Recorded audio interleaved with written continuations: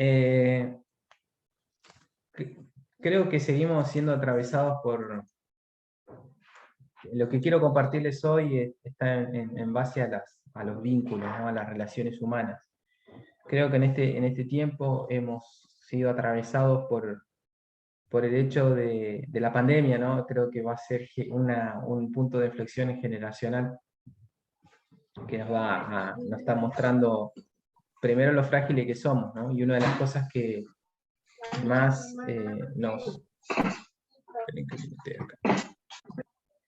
una cosa que de los que más nos afectó o afecta a muchas personas es la soledad, ¿sí? Así que quisiera hablar de eso, ¿no? Si el tema tuviese un título sería no es bueno, no es bueno que el hombre esté solo, ¿sí? No es el hombre que el ser humano esté solo en general. Y creo que ha ocasionado más estragos, por lo menos a nivel psicológico, la pandemia por estar solo que por estar enfermo, ¿no? Y más allá de que la pandemia aceleró todo este proceso, en realidad es algo que ya se venía moviendo, manifestando como una cultura de aislamiento de hace muchos años, ya que fue acelerado por todo esto, pero que en realidad ya hay una cultura del aislamiento, ¿sí? Una cultura de estar solo. No es casualidad de que bueno, nuestros niños, nuestros adolescentes estén tan metidos en unas tablets, en unos celulares, y sea tan difícil sacarlos de ahí, ¿no? Hay que hacer un esfuerzo muy consciente para no caer en eso, porque entendemos de que los vínculos reales, de contacto real, físico, hace que sea necesario romper con esos hábitos que se están formando para poder tener vínculos de verdad, ¿no?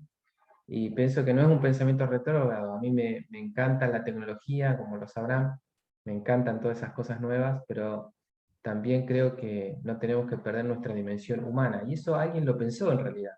No es casualidad que suceda así, que sea tan fácil engancharse, que sea tan fácil meterse en eso y después tan difícil hasta sacarlo a los niños, ¿no? Porque hay una cultura del aislamiento, de la soledad, de estar yo y nadie más, de individualismo, ¿no? Se manifiesta a través de estas cosas. Pero en Génesis 2:18 nos dice lo siguiente: no es bueno que el hombre esté solo.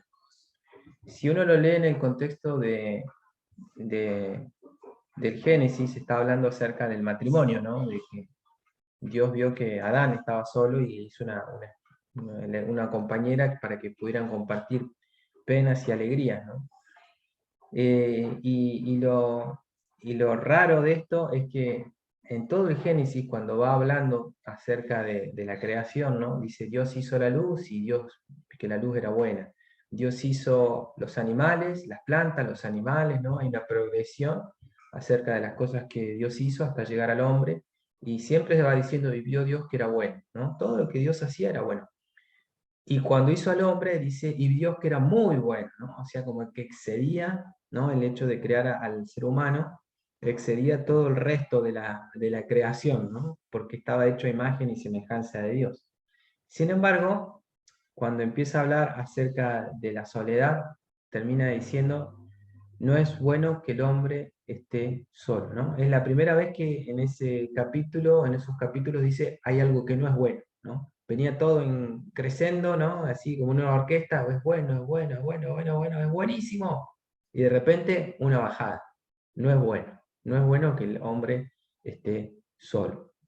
Y bueno, sabemos de que acá hay un principio, no es solamente para el matrimonio. Lamentablemente uno sabe de que muchas veces en el mismo matrimonio puede suceder que esté firmado un papel, pero que los corazones estén alejados y que cada uno esté viviendo un proyecto propio y estén solos, básicamente, sin poder caminar juntos, sobre todo en este tiempo, ¿no? Que a veces ha tocado estar tan juntos, eso genera también ciertos conflictos, ¿no?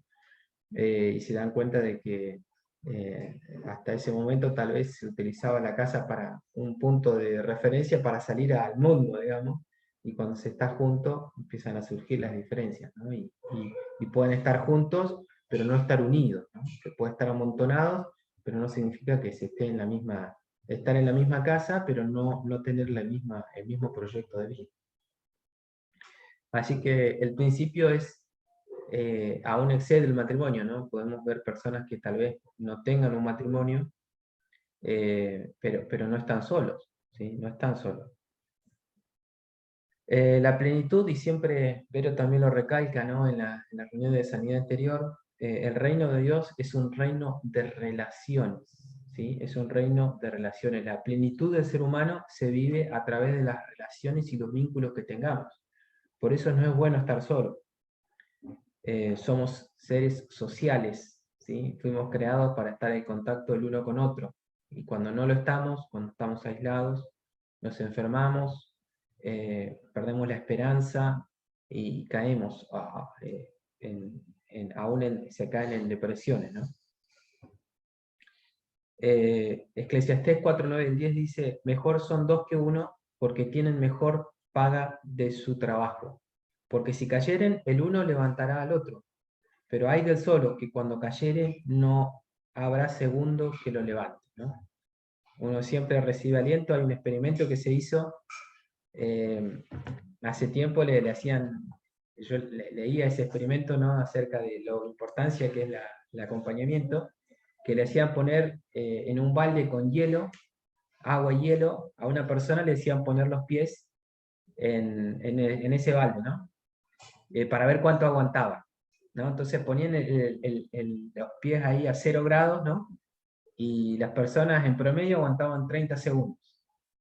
Y después hicieron el mismo experimento, pero había personas alrededor que lo estaban alentando, ¿no? Que le decían, dale, vos podés un poquito más, un poquito más. Y llegaron que el promedio de las personas con las personas que estaban alentándola era 1 minuto y medio, estaban con los pies en el agua, ¿sí? 3 veces más, simplemente por tener una persona al lado que lo alentaba, ¿no? Es lo que dice acá el versículo, ¿no? El que está solo aguanta menos, y el que está acompañado tiene mejor desempeño, ¿no? Y también yo sé que en esto de que es difícil, ¿no? Trabajar juntos. Me acuerdo de esa frase que dice, si querés llegar rápido, entonces andá solo. Pero si querés llegar lejos, mejor andá acompañado, ¿no? Y quisiera, Jesús también, cuando en Marcos 3:14 dice que cuando eligió a sus discípulos como propósito principal era que estuviesen con él. Y estableció a 12 para que estuviesen con él y para enviarlos a predicar, ¿no? Así que el primer paso era estar con él, ¿sí? Era un vínculo estrecho con Jesús para luego mandarlos a predicar. No es que lo mandó a predicar y dice, bueno, vos ya me escuchaste, andá, ¿no? No. Tenés que estar conmigo. Comer juntos, dormir juntos, vivir juntos, así estuvieron con Jesús codo a codo, y después los mandó a predicar, y no los mandó solos, sino que los mandó de 2 en 2, justamente por lo mismo. No dijo vaya uno cada uno a un lugar distinto, así abarcamos más. No, dijo vayan de 2 en 2. Y así lo hicieron. Y Hebreos 10, 24 al 25 dice, preocupémonos los unos por los otros a fin de estimularnos al amor y a las buenas obras. No dejemos de congregarnos como acostumbran a hacerlos algunos, sino animémonos unos a otros, y con mayor razón, ahora que vemos que aquel día, que era el día de la venida del Señor, se acerca. En ese tiempo, congregarse no significaba ir a un salón solamente, digamos, ¿no? Porque no había iglesias, ¿sí? Catedrales, capillas, salones, no existía eso. En el tiempo que se escribió el Nuevo Testamento, los cristianos se reunían en las casas, ¿no? Entonces, cuando el autor de los Hebreos dice, no dejen de congregarse, en realidad es, no dejes de tener contacto, de unirte, de estar comiendo un asado, tomando un té, disfrutando un mate, lo que sea, ¿no? Pero sí, no dejes de estar en contacto con aquel hermano que te edifica, ¿sí? O con aquellos hermanos que te edifican. Siempre se estableció un momento de reunión, que se reunían en alguna casa, pero no eran 500 en una casa, siempre eran poquitos, ¿no? Y a ese modelo estamos intentando volver, que seamos poquitos, aunque seamos poquitos, pero muchos en muchas casas con poquita gente, hacia una iglesia fuerte. Pero es necesario el vínculo, ¿no? Más allá de que, siempre digo, ¿no? Nosotros si queremos escuchar a un gran predicador, podemos buscar en internet, yo busco a veces y escucho a veces a Dante Gebel, ¿no? Y me encanta la manera que tiene de expresar las cosas y lo que dice. Y a veces la corto igual, ¿no? Porque es bastante largo, así que escucho un rato y después la corto y sigo en otro rato porque es bastante largo, pero lo hace tan bien que hace muy entretenido, es un gran orador. Así que si uno quisiese escuchar a un gran orador, tanto él como otros, podría buscar en internet y encontraría muchísimo, ¿no? Pero no, la iglesia no pasa solamente por tener una buena predicación. O si uno quisiese escuchar una alabanza con toda la orquesta, seguramente podremos encontrar muchísimo más en internet que lo que podemos lograr nosotros. Por más que las chicas son excelentes, ¿no? No quiero dejar de recalcar. Las chicas, o sea, las chicas, la alabanza, ¿no? La alabanza, o sea, hay chicos y chicas en alabanza, disculpen. Les chiques. Les chiques. Así que, pero bueno, faltaría esto, faltaría el roce, el preocuparse por Patricio, ¿no? El trabajar junto con un objetivo, el decir nos juntamos para hacer esto de la escuelita dominical, nos juntamos a limpiar el salón, y en ese juntarnos decir vamos a buscar la cocina y hablamos mientras tanto de lo que nos pasa en nuestro matrimonio. Doy todos ejemplos prácticos, ¿no? De lo que vivimos en el día a día, ¿no? No queda todo por una predicación y una alabanza, que los animo a que lo escuchen, son de mucha edificación, a mí me encanta, pero sí, les digo, no, perderíamos esa parte. Bueno, y voy a apretar el acelerador y voy a leer una historia que creo que ya se conoce bastante, pero habla acerca de un profeta, tremendo profeta. La Biblia dice de que era un hombre que él decía que deje de llover y dejaba llover, se llamaba Elías. Pero también la Biblia dice, en Santiago 5, dice, era un hombre sujeto a pasiones semejantes a la nuestra, ¿no? Haciendo ejemplo de esto, ¿no? De que lo espiritual no quita de que nos bajoneemos, de que a veces nos deprimamos, de que a veces perdamos la esperanza. Es muy humano eso, es parte de la experiencia del ser humano, ¿no? No hay, una cosa no quita la otra, ¿no? Ser espiritual no significa que uno sea una momia que no tenga emociones, no, para nada. Y esta es la experiencia de Elías. Elías huye a Oreb, estoy leyendo en Primera Reyes 19, en la versión Reina Valera 60. Acá dio a Jezabel la nueva de todo lo que había hecho Elías. Elías había matado a 400 profetas de Baal, profetas falsos, que estaban desviando al pueblo de Dios. Y de cómo había matado a espada a todos los profetas. Entonces envió Jezabel a Elías un mensajero diciendo, así me hagan los dioses y aún me añadan, si mañana a estas horas ya no he puesto tu persona como la de uno de ellos. Viendo pues el peligro, se levantó y se fue para salvar su vida, y vino a Berseba, que está en Judá, y dejó allí a su criado. Y él se fue por el desierto un día de camino, y vino y se sentó debajo de un enebro, deseando morirse, y dijo, basta ya, oh Jehová, quítame la vida, pues no soy yo mejor que mis padres. Y echándose debajo del enebro, se quedó dormido, y aquí luego un ángel lo tocó y le dijo, levántate y come. Entonces él miró, y aquí a su cabecera una torta cocida sobre las brasas y una vasija de agua. Comió, bebió y volvió a dormirse. Y volviendo el ángel de Jehová la segunda vez, lo tocó diciendo, levántate y come, porque largo camino te resta.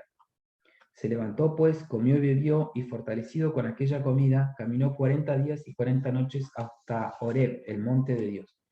Y allí se metió en una cueva, donde pasó la noche. Y vino a él la palabra de Jehová, el cual le dijo, ¿qué haces aquí, Elías? Él respondió, he sentido un vivo celo por Jehová, Dios de los ejércitos, porque los hijos de Israel han dejado tu pacto, han derribado tus altares, han matado a espada a tus profetas, y solo yo he quedado, y me buscan para quitarme la vida. Y él le dijo, sal fuera, y ponte en el monte delante de Jehová. Y Jehová aquí que pasaba, y un grande y poderoso viento que rompía los montes, quebraba las peñas delante de Jehová. Pero Jehová no estaba en el viento. Y tras el viento un terremoto, pero Jehová no estaba en el terremoto. Y tras el terremoto un fuego, pero Jehová no estaba en el fuego. Y tras el fuego un silbo apacible y delicado.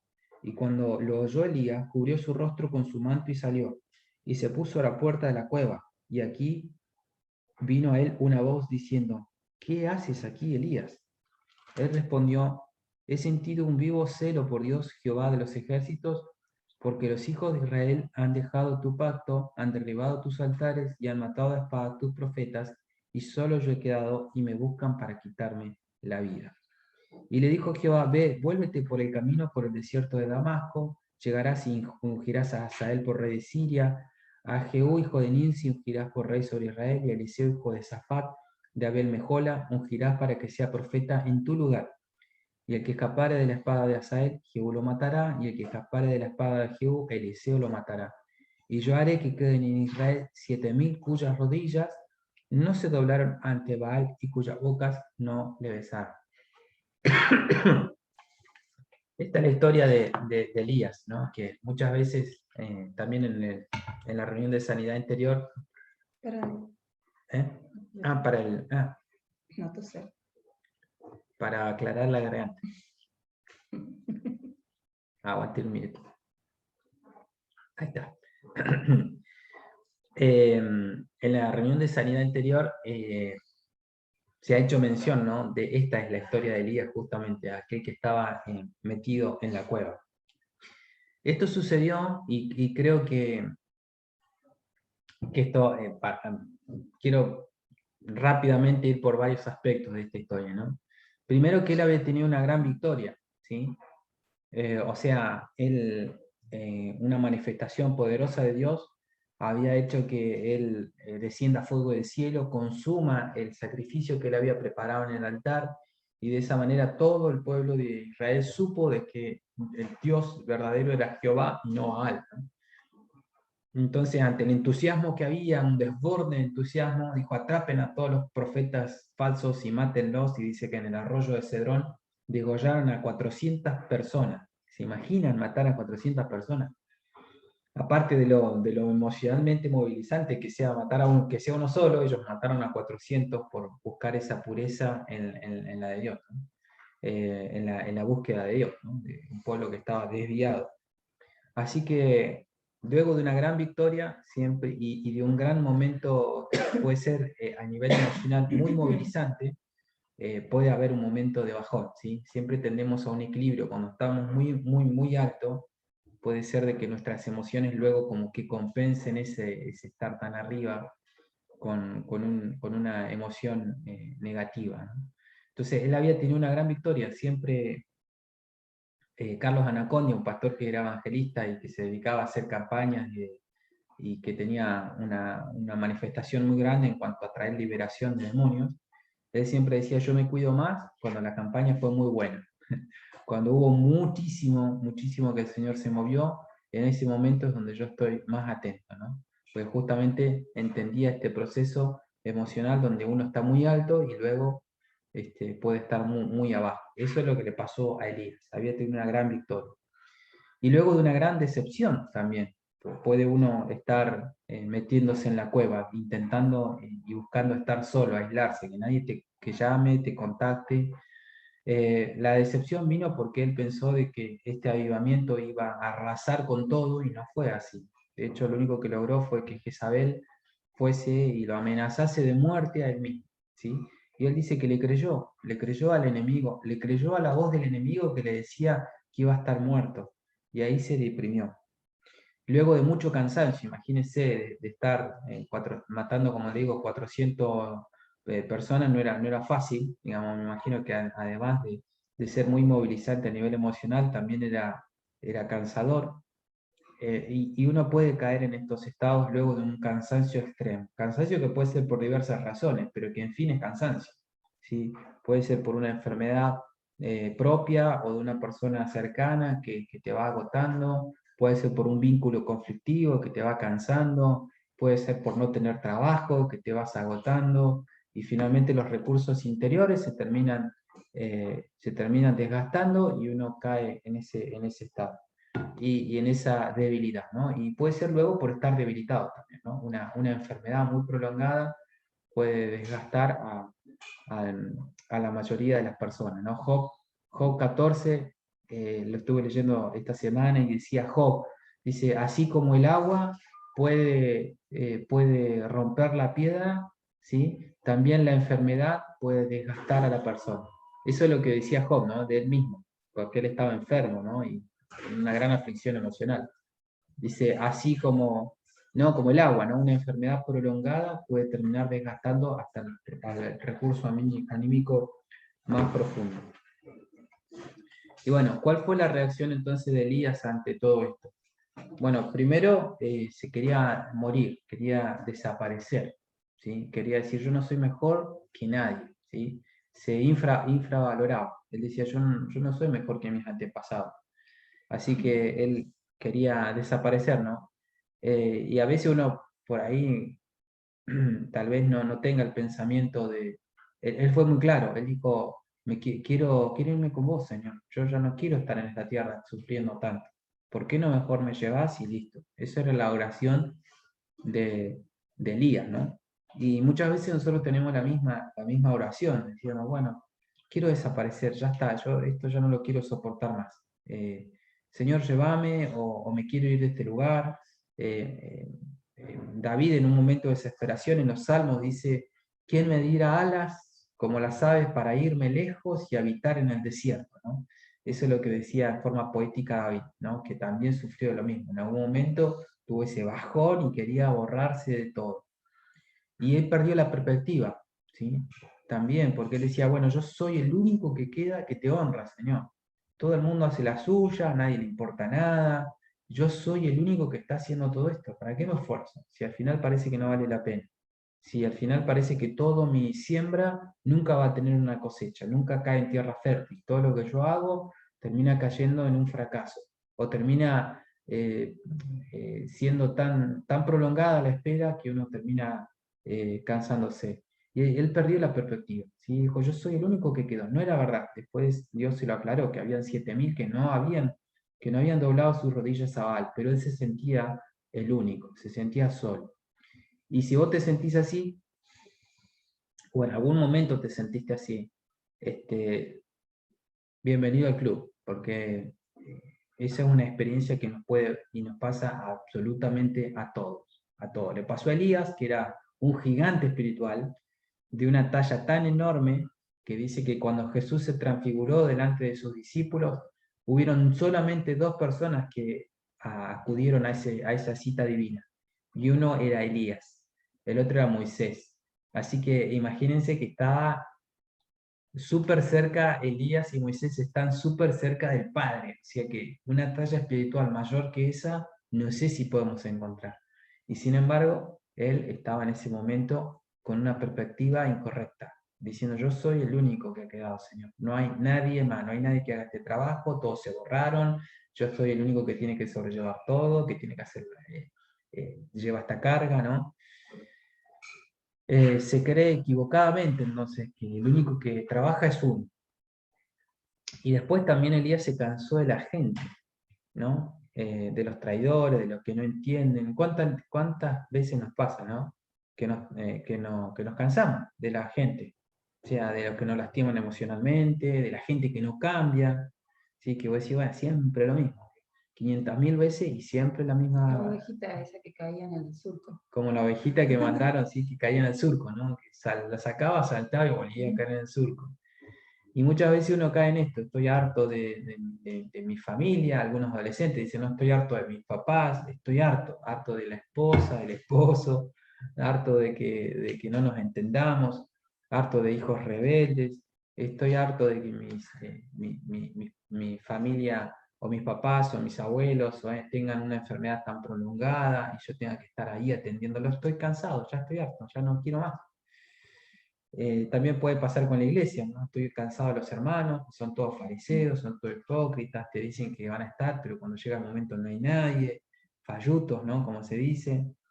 Así que uno se cansa, digamos, ¿no? Se cansa. Uno dice, bueno, ya está, ya me cansé de la gente, me cansé de los vínculos, necesito aire, necesito respirar, o en el caso de Elías, ¿no? Decía, yo no quiero estar más, no quiero estar más, no solo en esta situación, no quiero estar más. Y en esta situación que vivió Elías, vivieron tres manifestaciones de Dios que nos muestran la Trinidad obrando para restaurarlo. Uno era, había un factor físico. Si ustedes se fijan, lo que dice que hubo un ángel, ¿no? Que se acercó y le dio comida y le dio para tomar agua, ¿no? Elías en ese momento no estaba preparado para escuchar la voz de Dios.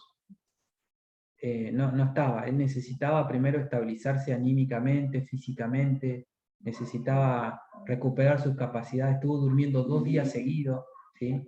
Cuando uno está cae en una depresión, lo más común es eso, ¿no? Que uno se la pase durmiendo, ¿no? Y esto nos habla primero del factor racional, ¿no? Que el Señor sea suprarracional, o sea, que supere lo racional, no quiere decir que sea irracional, ¿no? Eh, También tenemos que tener en cuenta primero el factor físico, ¿no? Si estás cansado, hay que dormir. Si estás con alguna deficiencia, hoy la medicina tiene muchos medicamentos que logran estabilizar las emociones, ¿no? Y que no hay que descartarlos, ¿no? Antidepresivos o pastillas que te hagan dormir, no hay que descartarlo, hay que buscar, no depender de eso, ¿sí? Pero sí, en algún momento si hace falta y hay que tomarlos, es así. Elías lo que necesitaba era dormir, era poder, eh, era poder descansar, comer bien y dormir. Sobre todo durmió, 2 días seguidos. Comió, durmió, se volvió a despertar, volvió a comer, volvió a dormir. Y ese fue el primer encuentro que tuvo con Dios, un factor físico que tenía que ser cubierto. Me acuerdo que hace unos años vino un pastor a vernos. Él estaba en un estado depresivo muy profundo, no era de acá de Comodoro, era de otra ciudad más al sur.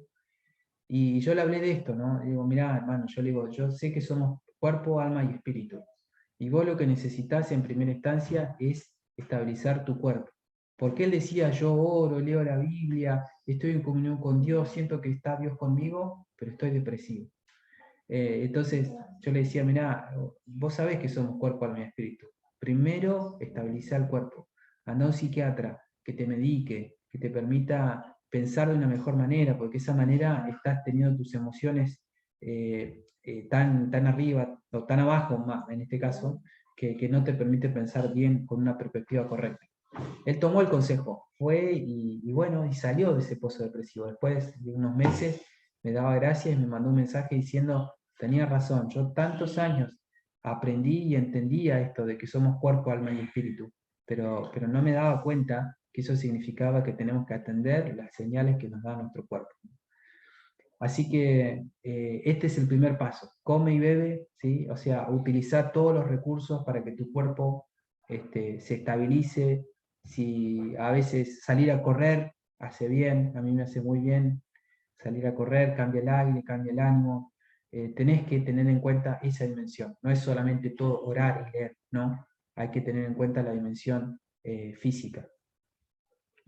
Después hay un factor, hay una dimensión anímica, ¿no? Si nosotros vemos la pregunta que le hizo Dios, le hizo 2 veces la misma pregunta, ¿no?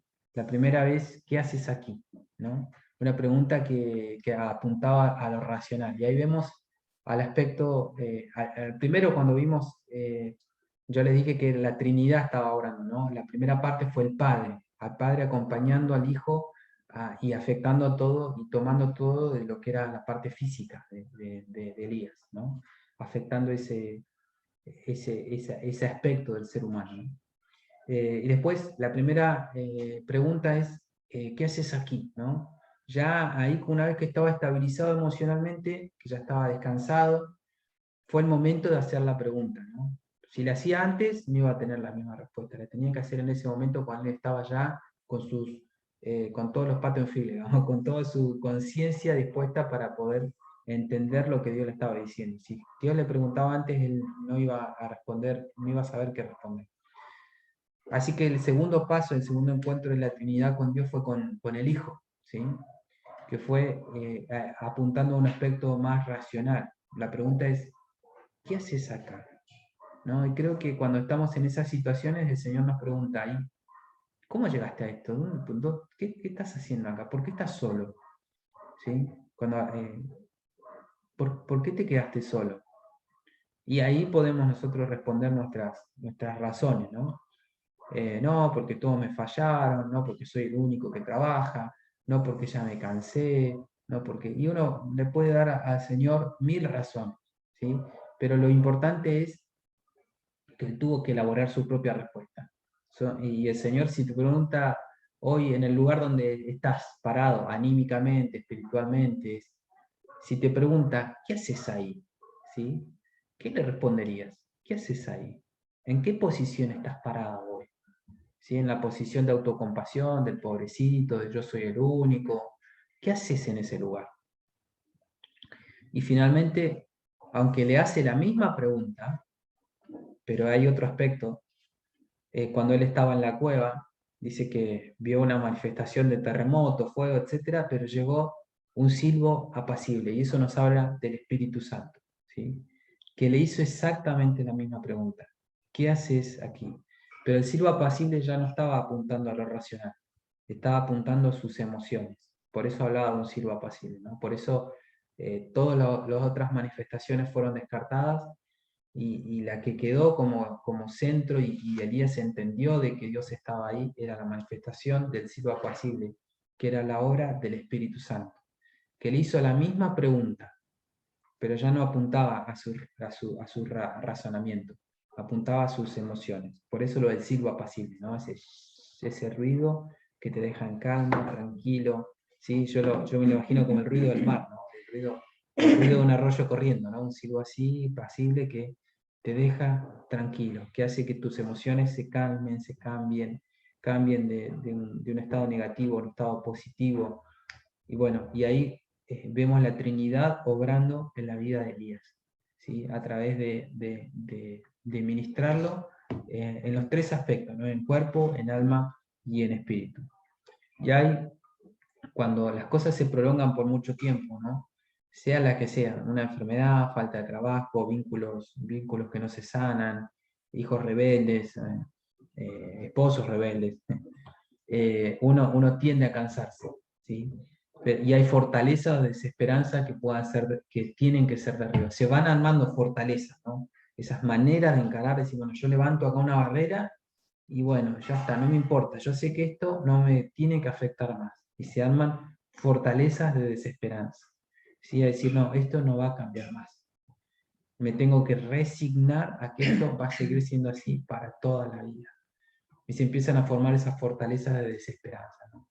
Pero la Biblia dice, hay algo que sea imposible para Dios. Si Dios puede resucitar muertos, ¿no podrá revertir esta situación también? Eh, y, y Dios quiere que nosotros rompamos esas fortalezas de desesperanza, de decir esto ya no va a cambiar, esto va a ser siempre así, ¿sí? La situación que sea, ¿no? Dios la puede revertir para mejor. ¿Y cómo repartirlo? Primero hay que salir de la cueva. Dijo, bueno, salí de ahí, ¿sí?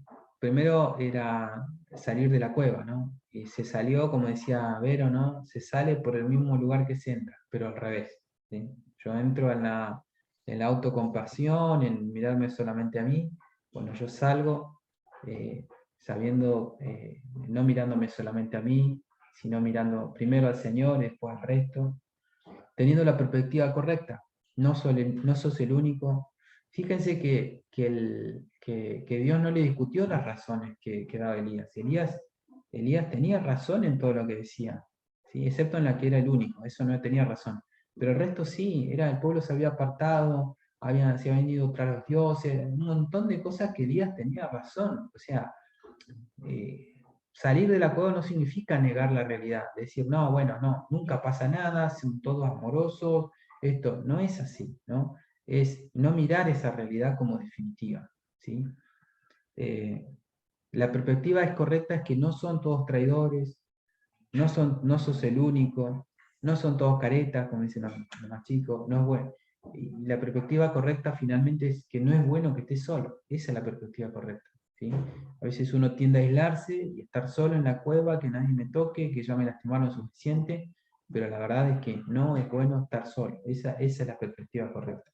Y regresar por el mismo camino que hiciste, ¿no? Eso fue lo que le dijo Dios, regresa por el mismo camino y le dio tarea. Regresar por el camino significa regresar y perdonar, regresar a conectarse con otras personas, regresar a intentarlo una vez más, ¿sí?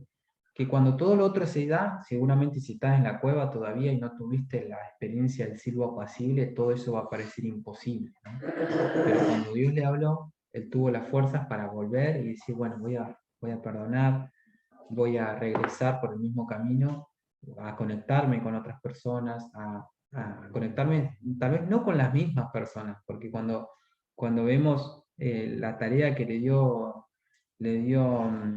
Dios a Elías, fue anda a ungir tal rey, anda a hacer tal cosa, vas a elegir a otro profeta que te va a reemplazar a vos, o sea, se conectó con otras personas, tal vez no sean las mismas, pero sí habían otras personas para hacer. Y le da finalmente otra tarea, ¿sí? Le da otra tarea para realizar. Cambiar de tarea a veces es necesario, ¿sí? Él ya había estado haciendo mucho tiempo algo y Dios le da otro camino, otra guía, otra perspectiva, para decir, bueno, ahora, hasta ahora anduviste hasta acá, este es un punto de quiebre, ahora vas a hacer esto otro, ¿sí? Que ya era para delegar su ministerio en otra persona. Bueno, no te quedes solo, en definitiva. Si podemos resumir esto no es bueno que el hombre esté solo, no es bueno que el ser humano esté solo. Así que en este tiempo que es muy difícil, o tal vez ahora con la segunda ola se vuelva más complicado todavía conectarse cercanamente, eh, te, te- te animo a que no te quedes solo, ¿sí? A que busques ayuda si hace falta, a que tengas una perspectiva correcta. ¿Sí? Y si el Señor te está hablando y vos detectaste alguna fortaleza de desesperanza, decir esto no va a cambiar nunca, te animo a que lo dejes en las manos de Dios y que Dios con su siervo apacible te vuelva a llenar de esperanza, ¿no? De esa posibilidad de que en Dios nada es imposible y nada es imposible para Dios. Amén. Vamos a orar. Señor, te doy gracias por esta mañana que podemos estar juntos escuchando tu palabra y sabemos que sobre todas las cosas no estamos solos porque te tenemos a ti, Señor. Pero cuántas veces necesitamos el abrazo de un hermano que esté cercano y tal vez en algún momento no lo recibimos, en algún momento nos fallaron, Señor, y eso nos hizo escondernos en la cueva, así como hizo Elías, Señor.